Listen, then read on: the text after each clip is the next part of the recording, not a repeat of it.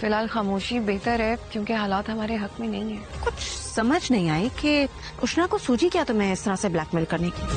میں جانتی ہوں میں بہت بری ہوں، میں نے آپ کا دل دکھایا. خوبصورت. یہ یو کے گئے تھے یا پھر کوئی خزانہ چرانے گئے تھے؟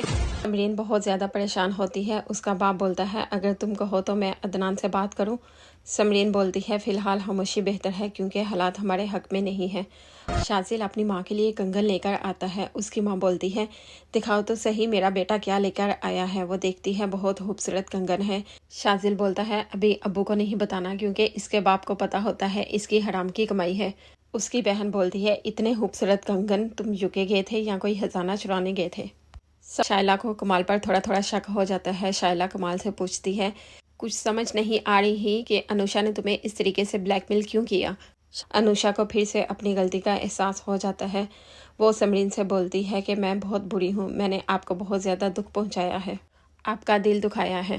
شازل بھی اپنے دل کی بھڑاس نکالتا ہے. وہ بولتا ہے سمرین کو جب اس کے امیر شوہر کے ساتھ خوش و خرم دیکھتا ہوں تو دل میں آگ سی لگ جاتی ہے. میں اس کے شوہر عدنان ملک کو تباہ و برباد کر دینا چاہتا ہوں. تباہ و برباد کر دینا چاہتا ہوں.